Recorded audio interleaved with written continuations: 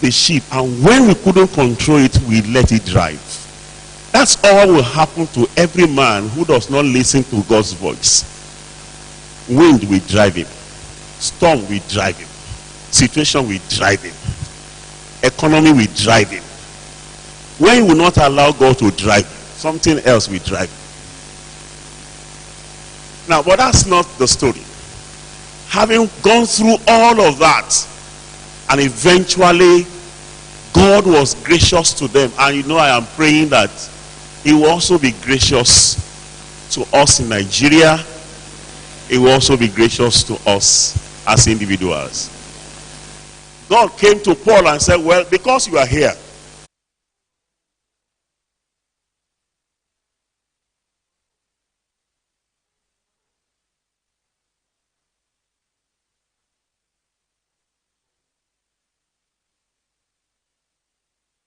prophecies that things will happen, there will be war, there will be troubles in Nigeria. And I'm not saying those prophecies are lies. Far be it for me to say God never said so. But I'm just wondering in my heart, will you destroy a city with 20 righteous? He said, no, I won't. What about for 10? He said, I won't. So I'm still troubled that people believe that it will happen that way, and yet, except you say there is no righteous man in Nigeria. Except you say there are no Paul that will guarantee safety of others. I'm confused. People tell me what. So let me go there. Let me come here.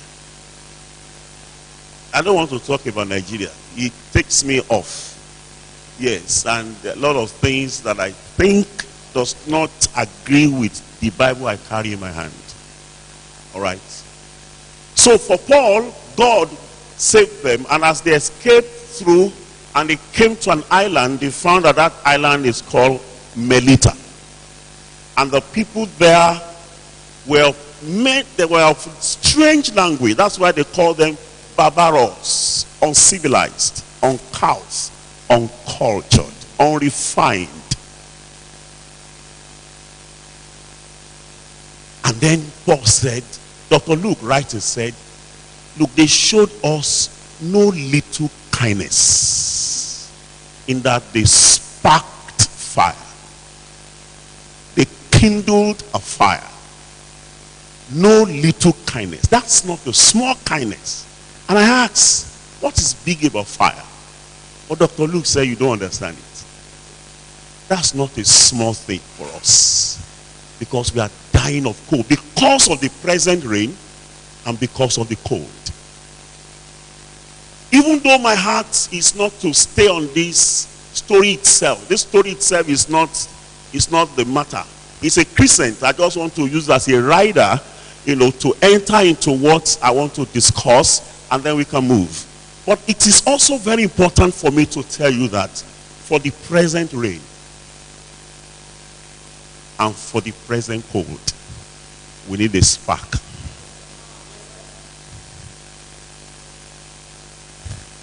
The rain that is falling now is not the rain of revival. This rain is not rain that makes plants to grow. This rain causes death.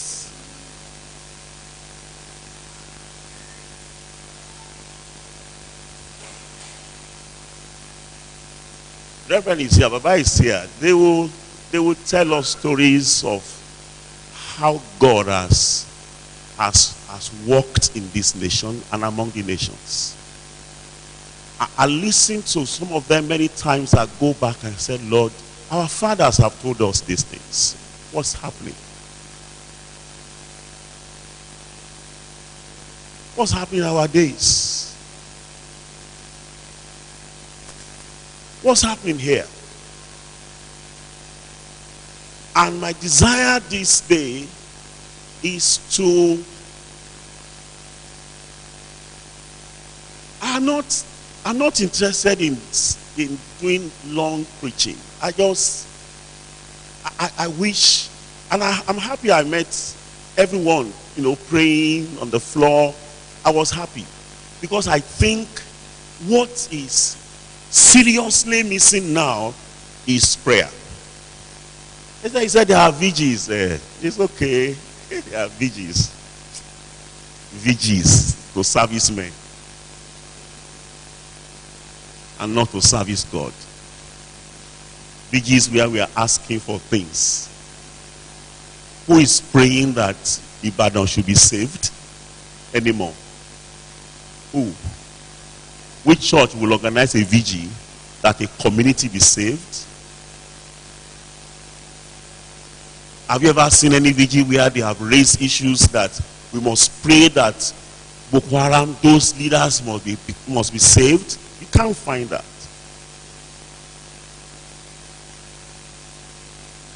Last year, May, I was coming from Oshogo. I was driving to Lagos after 6. And it was God who saved us. We have to make a U-turn, come back to Ibadan to sleep. Either they were armed robbers or kidnappers. I don't know. God has delivered us from their hands many times. Because I travel across this country. So I've encountered them many times, in many places. I came back home that day, I couldn't sleep.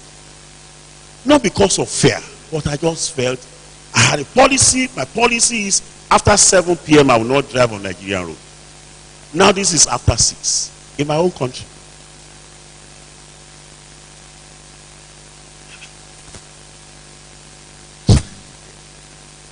I stood up, I was praying. And I told God, I'm going to start fasting. And I'm not going to stop until something happens. Of course, because I was just bothered. And I started from May 1. Till September, I was still fasting.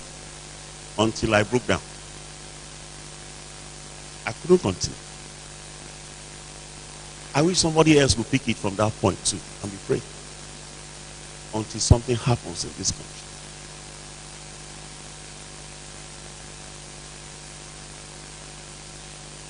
I have left, my hometown is Owo. I've left Owo 8 p.m. driving to Ibadan. I have left toll gates in the days when I was in Tokubo business and one of our truck broke down on the express.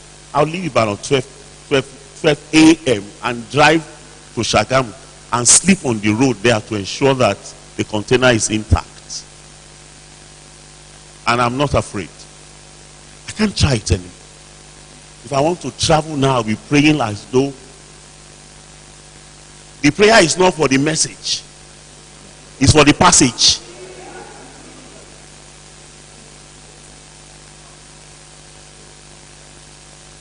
There must be a spark.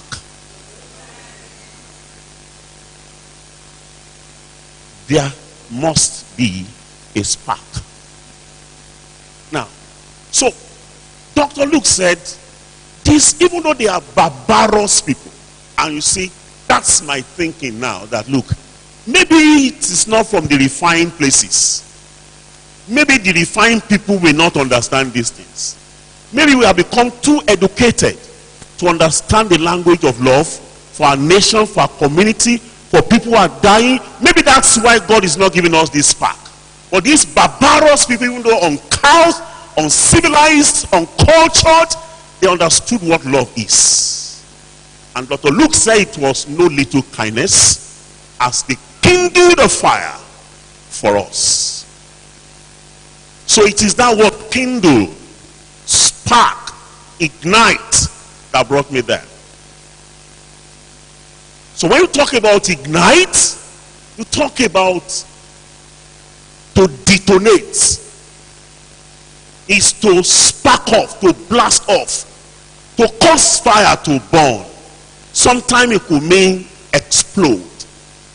Okay? But you know that word and ignition in automobile, they are very close. For those of us who drive automobiles, cars, you know that you have ignition. Okay? Now, no matter how beautiful your car is, no matter how strong your car is, no matter the capacity of that car, you cannot enjoy or access that capacity until the intervention of ignition. Some features in the car are meant to work without the intervention of ignition. Sometimes your radio can work. Sometimes you can, if you have seat that is being controlled electronically, it can work without the ignition. Okay?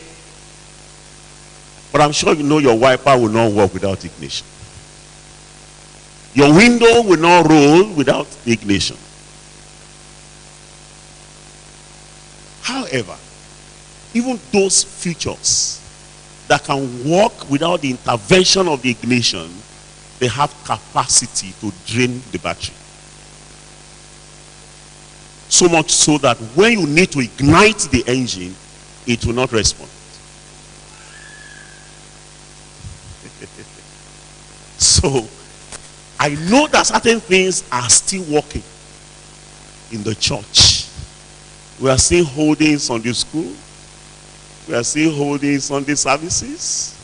We are still going for evangelism. Let me assume that we are going for it. Okay? We are still doing some little things. Those things that can work without the intervention of ignition. But the engine is not working. The car is not moving. And then you are playing radio, you are watching DVD, the car is on one spot. You'll be shocked by the time you want to move that you try to crank the engine, it just crack.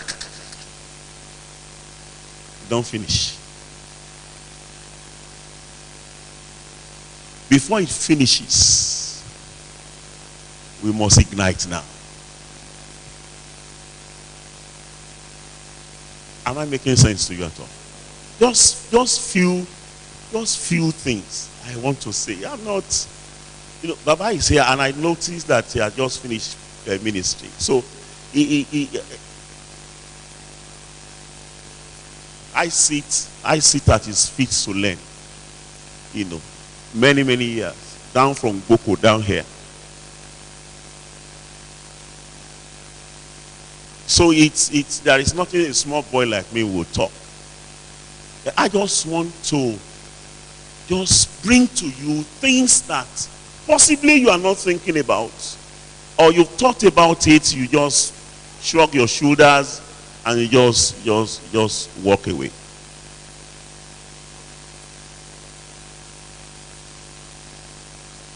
Will I quote the Bible?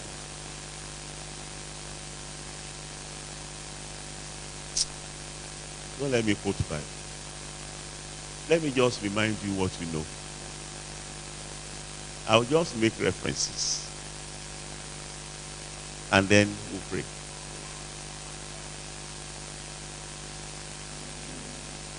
I wish we can pray. I wish I have that time. While the meeting was here, I was also ministering in a corner online there. I should have been there physically. And I'm still going to minister somewhere else. I need to be far away from here today. So I have to set out and run. I came from Oshogo this morning. But I want to say to you that whenever you ignite your car and the engine roars to life and you engaged your gear, you leave the ignition on.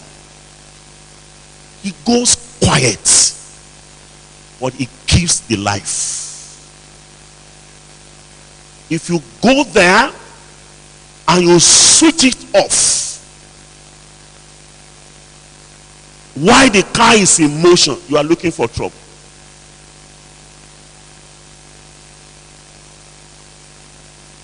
The ignition is so critical that for the car to stop, it has to come again and switch it off. I wish I could explain all of this. But you see, as I meditate, and as I just, even as I sat down there, I just picked my pad and started writing again as the Lord was speaking to my heart. I may not be able to read those things to you, maybe for my personal consumption. But I feel I should raise some few issues with you before we pray, so that our prayer will have direction. Our prayer will be with understanding, will be informed prayer. And we are not just praying because we are, you know, a word came to my heart as I was writing there. You see, you ignite and excite. They look very close, but they are not the same.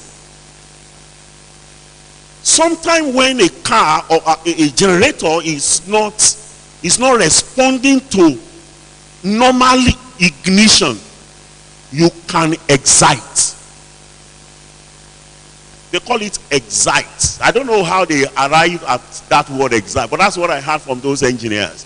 So you know what they do? If it's a diesel engine, they will go to the, I don't know what they call it, the muffler.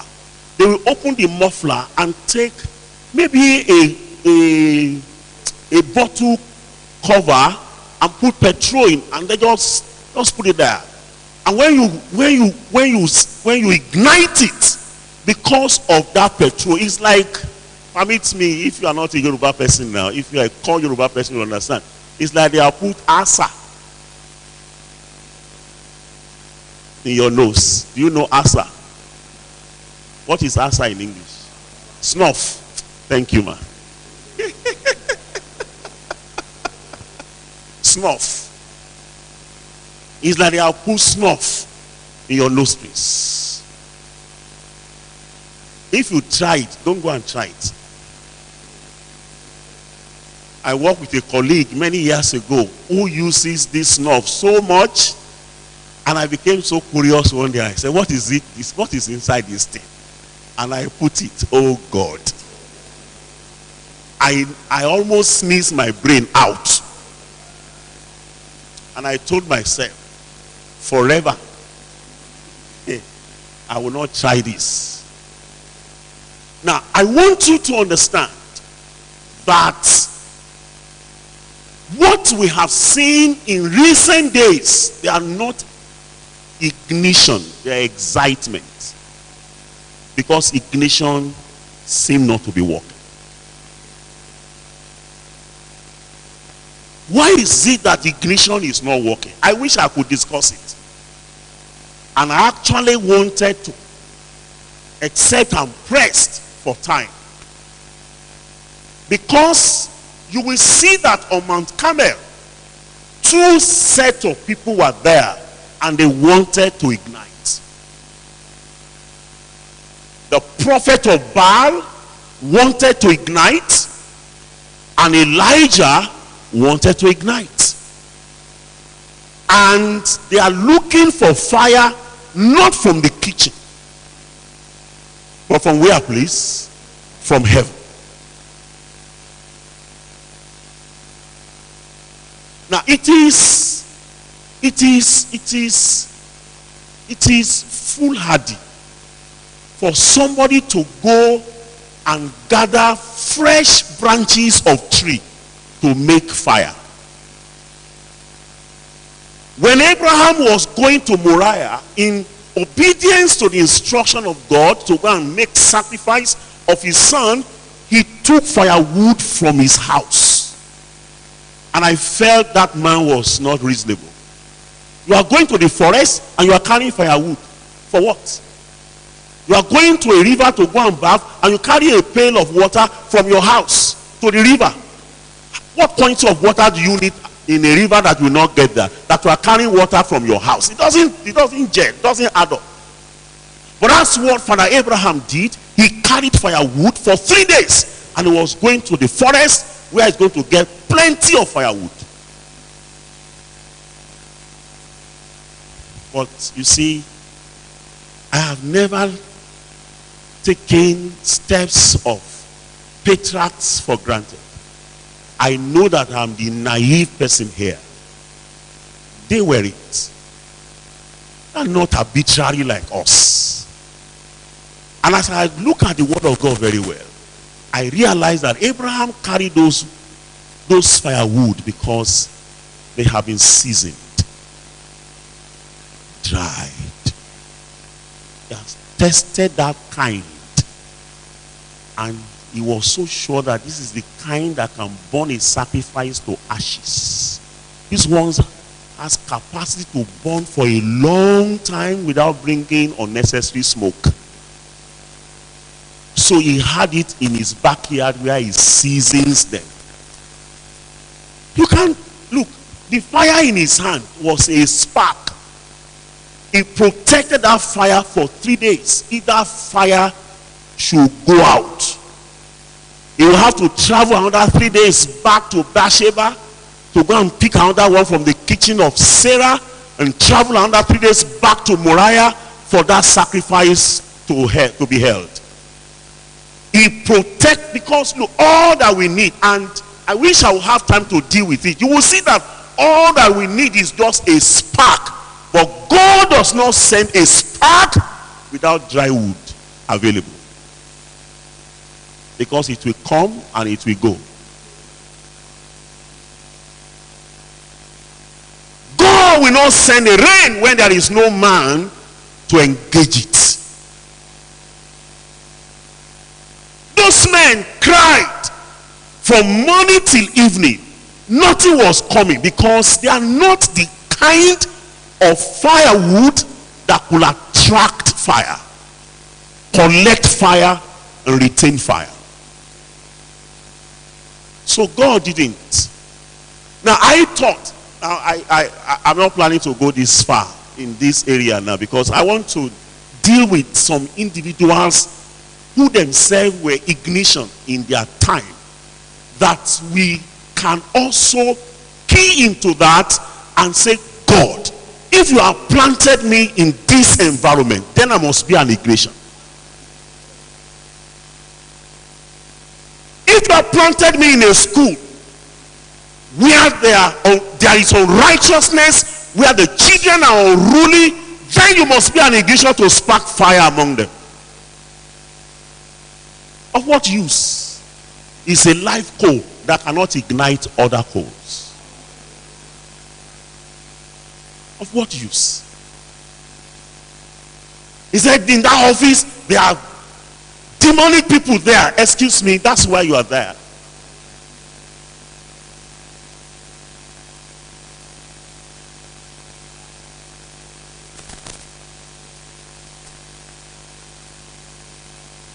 Hello, Gina. Okay, let me leave those stuff. It's now you see, it was not difficult when God heard the voice of Elijah for him to respond from heaven and just drop a spark. Elijah had already arranged wood that will collect the fire. Now, why did God respond to Elijah's voice and will not respond to the prophet of Baal's voice? Maybe I don't have to go into those details. You know, they are not here, but we can learn from their lives. My concern is I am here. So why won't you respond? I have cried to God before I left Oshogbo this morning.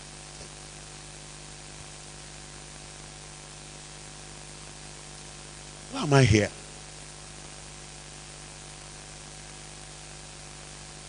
Why are these happening around me? And there is no response. I ask questions. I don't like to be fooled. I don't like to fool myself. I ask questions. Why am I here? What am I doing here? I'm preaching everywhere. I'm not seeing the result I want to see. I'm not seeing it. Yeah, people say, yeah, good message. Look, that's not what I'm looking for. That's not what I'm looking for. I'm looking for a spark. I'm looking for a fire that cannot be stopped. I'm looking for a fire that will raise down all the altars of the enemy. Hungry fire that will consume anything, even those things that cannot be consumed. That's the kind of fire I'm looking for. Now Elijah prayed, and before he was done speaking, fire came. God responded. The entire nation turned unto God. That's the kind of fire I'm looking for. Jonah was an ignition. God sent him. Go to Nineveh and cry against the city. I'm going to turn that city upside down. Jonah said, no, I'm not going. I know who you are. And Jonah fled somewhere else. Now, I was wondering in my heart, send somebody else if Jonah is not going. Is it compulsory that it must be Jonah? Have you told them in Nineveh that Jonah was coming? No. So send somebody else. God went after Jonah. Caused a stir on the sea. Everywhere was troubled, and they began to give offering willingly unto the sea to appease the sea. But the sea was not looking for their offerings. The sea was looking for Jonah. So sometimes you do certain things, you think it will appease God. No, I don't want to go there. Until you do the exact thing God is asking you to do, you'll be wasting your money. You'll be wasting your time. You'll be wasting your prayer. You'll be wasting your fasting.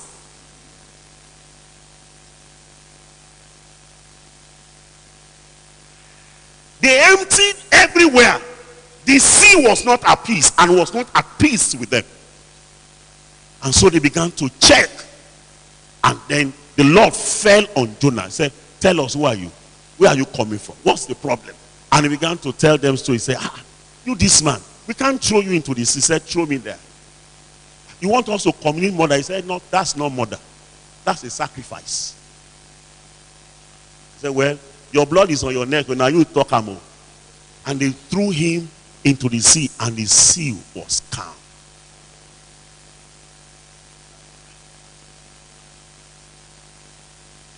I don't understand the confidence of Jonah.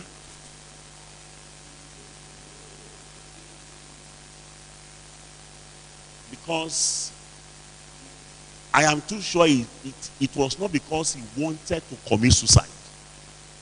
He was just confident that God cannot throw him away. That was why he was sleeping when the storm was raging. So why would God insist? Now, so 3 days he was in the belly of the whale.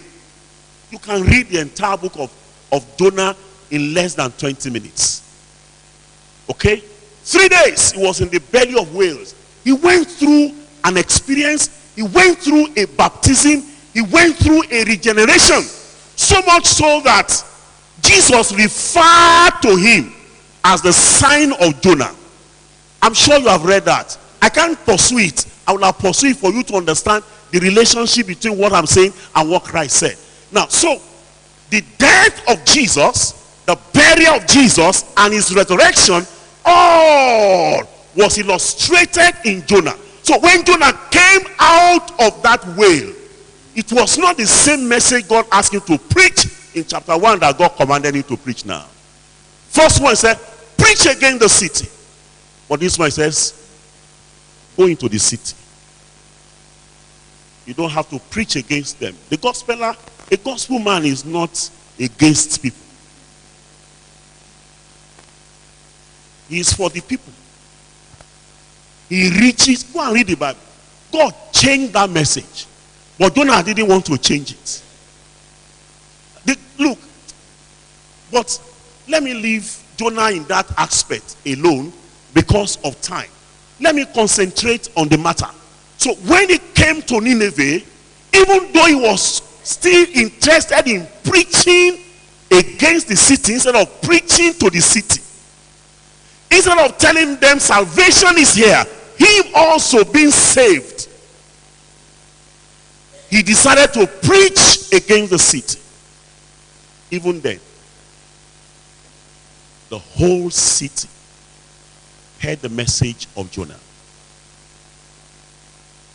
The king, the slaves, animals, birds, everything that has life repented because one man preached. Years back, I look at Jonah and say, what kind of grace is that? You preach one message, not two, not three, just one, and you went to go and sit somewhere. You are not even expecting result, and the message was traveling everywhere. The king picked his head. Who preached this man? He said, one man. He said, where is it? We don't even know. He said, publish it everywhere. Put it on the internet, put it on WhatsApp, put it on Twitter, put it on the newspapers. Everybody must hear this. And the whole land changed. And God himself was happy in heaven. Now, so I felt that God insisted on Jonah because he was an ignition. If he had sent somebody else, they may have heard the message, but no fire will have been kindled.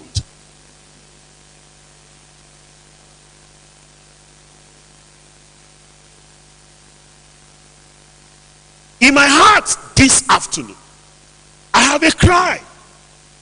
The cry is that many of us will have access to men. We have privileges to speak to people. So, are we going to leave this meeting and go back and yet be sparkless, be fireless, and speak to them without anything happening in their lives? Is the question I'm asking now. These are stories that we know. I could read them for you in the Bible. You know it. Okay? You find,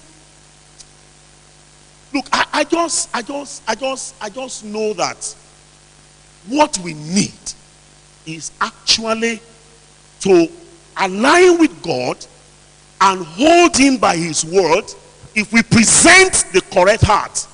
Because these were men that were purged of themselves. They were not living for themselves. They were not looking for power to make a statement. They were not looking for power for status. They were looking for power for God. And actually, like the foxes of Samson, they want to set everywhere on fire and yet keep mentioning the name of Samson. 300 foxes walked and they said, who did this? And they said, it's Samson, not foxes. They wasted their lives in serving Samson. They wasted their lives in satisfying Samson's yearning. And their names were never mentioned. Uncultured to wild animals with fire-carrying tails. Foxes will fight with their teeth, but this one fought with their tails. Unusual animals who are not interested in destroying vine, but in setting the farms of the Philistines ablaze because their commander commanded them so. Who in the process also got burnt, and their life meant nothing unto them.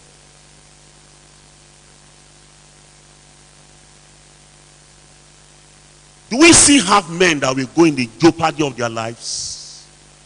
Who will sacrifice their comforts? Who will leave their comfort zones because of the love they have for people, knowing that every soul is eternal. And when a man slides into eternity, it's finished.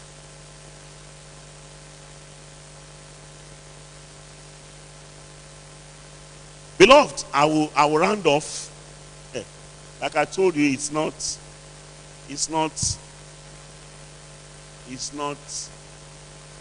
scriptures that is in my heart to quote and start to teach and say, this is revelation, RK.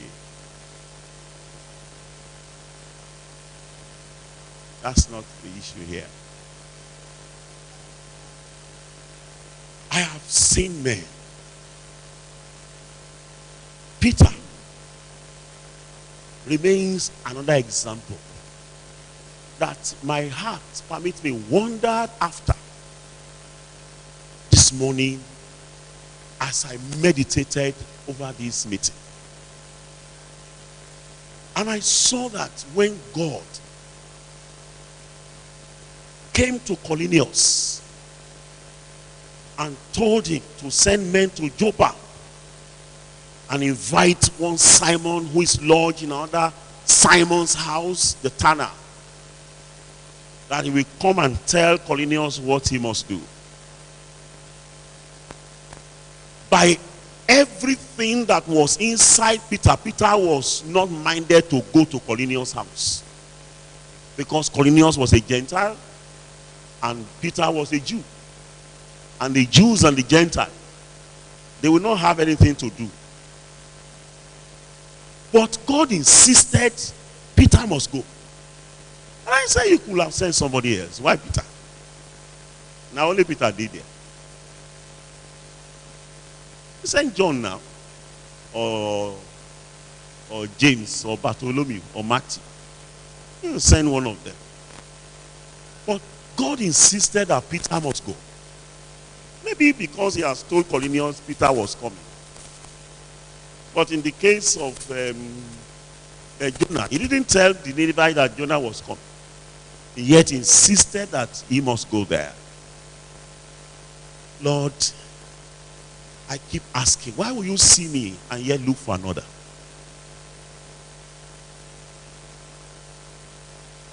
What could you be looking for in a man that you have not found, that you are still looking for someone else? When I had time to teach in Bible school, and after graduation we'll hold meetings, we're planning for another session, I will ask my colleagues, when will God say we should stop admitting students?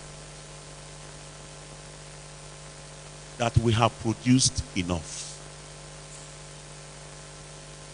If God is still saying we should admit more students, it means the ones we have produced, they are not doing exactly what God wants them to do. Or we have not done what we ought to do over their lives. I don't like to deceive myself. I tell myself truth. So that's why if I see you, I tell you the truth and you don't like me, now you sabi. You know the effect.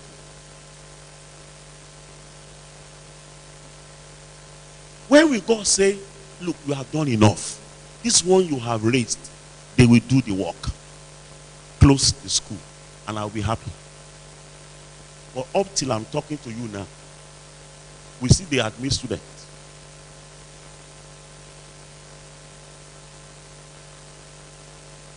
It bothers me. It bothers me that God will see me and he's still looking for somebody else.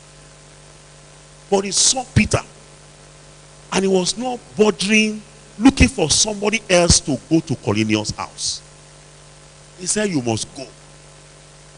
You must go. Don't ask questions. I have sent those men. Follow them. Those words. They, of course, if you want to look at Peter from a negative side, you have something to tell. It's all right.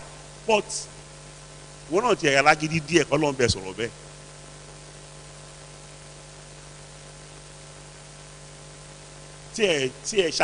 káwọ̀ bóyá Ọlọ́run máa persuade ẹ̀ àbò máa pa ẹ́ tì.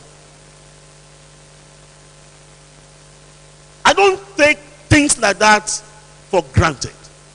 I felt that those men carry value for God to go that extra mile with them. Why did God? Was Judas not an apostle? When he wanted to do what he wanted, why did he just say, go and do it fast? Why was he persuading Peter? It was because